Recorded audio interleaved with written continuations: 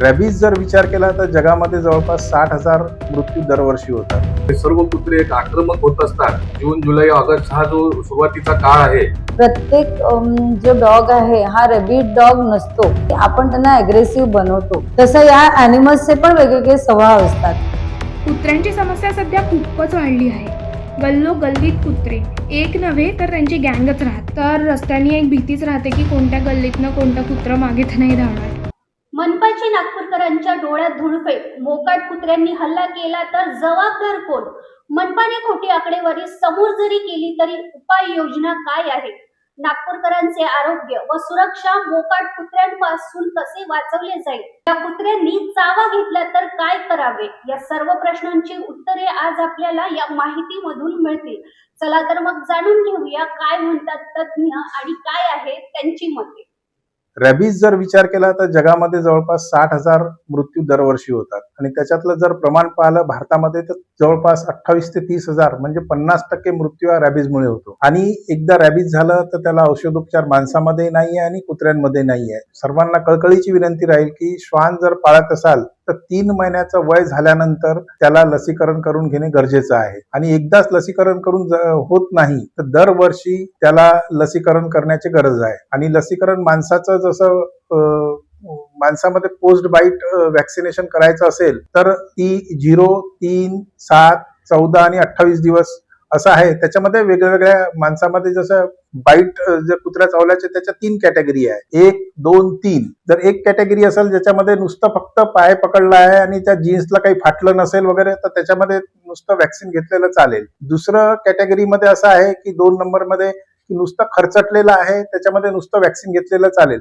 परंतु कॅटेगरी 3 मध्ये जर रक्त आलेलं आहे, दात लागलेला आहे, त्याच्यामध्ये वॅक्सिन सोबत इम्युनोग्लोबिन घेणं गरजेचं आहे, जेणेकरून आपण मृत्यूचं प्रमाण कमी करू शकतो. आणि रेबीज वॅक्सिनेशन दरवर्षी श्वानांना करून घेणे गरजेचं आहे, जेणेकरून भारतामधून जी भारत सरकारची जी योजना आहे 2030 पर्यंत भारत रेबीज मुक्त करायचा आहे, त्याला आपण सर्वांनी सहकार्य करावं अशी माझी कळकळीची विनंती आहे. जनरली आपल्याला त्यांचा जो ब्रीडिंग सीझन असतो जो 6 महिन्यातून एकदा साधारणतः पावसाळ्यात किंवा हिवाळ्यात असं जे आपल्याला लक्षात येतो ते सीझनल असतं. तर तेव्हा त्यांचा उपद्रव खूप जाणवतो. खूपशा सोसायटीमध्ये आरडाओरडा, कुत्रे भुंकणं आणि तेव्हा पण हे अॅनिमल ह्युमन कॉन्फ्लिक्ट जास्त होतात. कारण ते एका विशिष्ट ताफ्यात ते जात असतात. तर त्याचा उपाय म्हणजे नसबंदी. नसबंदी तर काय, तर जसं मेल जो डॉग असेल त्याला कॅप्चर करून आपण त्याचे पूर्ण टेस्टिकल्स काढून टाकतो, कॅस्ट्रेशन म्हणतो त्याला. आणि ज्या फिमेल्स असतात त्यांची आपण पूर्ण गर्भपिशवी त्यांच्या ओव्हरीज सकट काढून टाकतो. तर त्याच्यामुळे आपण पॉप्युलेशन कंट्रोल आणि त्यांचं जे अग्रेशन आहे ते पण आपण कंट्रोल करू शकतो. भटके कुत्रे एक प्रकारे जर बघितलं तर मोठ्या प्रमाणात याचा आपल्या शहरात यांची संख्या दिसून येते. तर या रॅबीज हा एक विषाणूजन्य आजार असून या कुत्र्याच्या चाव्यातून, कुत्र्याच्या चावण्याच्या वेळेस त्यांच्या लाळेतून या प्रकारचे विषाणू शरीरात त्याचे जात असतात. की कुत्र्यांना आपण लस दिलेली नसते, ते लसीकरण झालेले कुत्रे जर कोणाला चावले तर ह्या प्रकारचा रोग आपण काही प्रमाणात याचा आपण निर्बंध करता येऊ शकते. ज्या भागावर काही जखम झाली आहे कुत्र्याच्या चावण्यामुळे तर सर्वप्रथम ही जखम आपण पाण्याने स्वच्छ धुवायला पाहिजे. आणि याच्याकरिता साधारणतः अशा साबणाचा किंवा वॉशिंग पावडरचा वापर करण्यात यावा ज्याच्यामध्ये कॉस्टिक जास्त प्रमाणात असते. म्हणजेच कपडे धुण्याचं साबण वगैरे अशा प्रकारच्या साबणाने ही जखम एक नळाच्या धारीमध्ये सतत एक 10 ते 20 मिनिटं धुवायची आहे. त्यातून रक्तस्राव जरी होत असला तरी तो रक्तस्राव हा होऊ द्यायचा. आणि नंतर जखम स्वच्छ धुतल्यानंतर ताबडतोब नजीकचे जे काही आपले दवाखाने आहेत तरी अशा ठिकाणी जाऊन तात्काळ आपण उपचार घेणे आवश्यक आहे. कारण बऱ्याच वेळा आपल्याला हे माहिती नसते श्वान जे काही आपल्याला चावलं आहे याचं लसीकरण झालेलं आहे की नाही. आणि post bite anti rabies vaccine म्हणजे कुत्रा चावल्यानंतर जी एक लस असते ती लस आपण लावून घ्यावी नियमितपणे. साधारणतः ती 7 वेळा एका महिन्यात लागते. 0, 3, 7, 14, 28व्या दिवशी ती लस लावून घ्यावी. त्याच प्रमाणात जर आपल्याला शंका असेल तर इम्युनोग्लोबिन नावाचं एक इंजेक्शन आहे. थोडंसं त्याची किंमत थोडी जरी जास्त असली पण तरी ते लावून घेतल्यास हा जो आजार आहे, कारण हा आजार असा आहे की एक वेळा या आजाराची लक्षणं कोणत्याही प्राण्यामध्ये जर दिसून आले तर त्याच्यावर उपचार हा अशक्य आहे.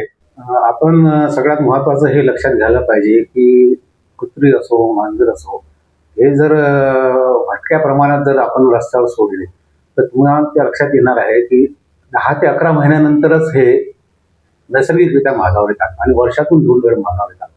आणि यांचं जर का क्रॉस ब्रीडिंग झालं तर एक गोष्ट महत्त्वाचं म्हणजे यांच्या जसं आपण लार्ज ॲनिमलमध्ये म्हटलं की एकदा जर का त्यांचं क्रॉस ब्रीडिंग झालं तर ते 1 किलो देणार, जास्तीत जास्त 2 किलो देणार.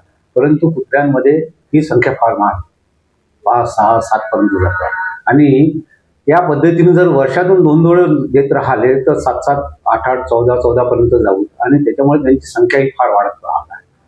तर आता आपल्या लक्षात आलं असेल की या गोष्टीला उच्च न्यायालयाने, माननीय उच्च न्यायालयाने सुद्धा विचारात घेतलेला आहे.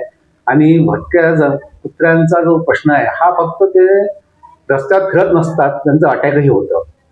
तर हे सगळं जर आपल्याला कंट्रोलमध्ये करायचं असल्यास तर महानगरपालिकेने त्यांचं एक निर्विकारण म्हणजेच ॲनिमल बर्थ कंट्रोल हा एक उपाय सुरू केलेला आहे, ज्याच्यामध्ये कुत्र्यांचं शस्त्रक्रिया करून ते त्यांचं प्रजनन क्षमता ही कमी करायची, जेणेकरून त्यांची होणाऱ्या संख्येमध्ये जी वाढ आहे ती कंट्रोलमध्ये करता येईल. मी रात्री ऑफिसमधनं थोडासा उशीर होत होता मला यायला. मी येत होती तर माझ्या मागे कुत्रं धावलं आणि ते इतक्या जोरात धावलं की मी माझी गाडी त्याच वेगाने सुसाट पळवली.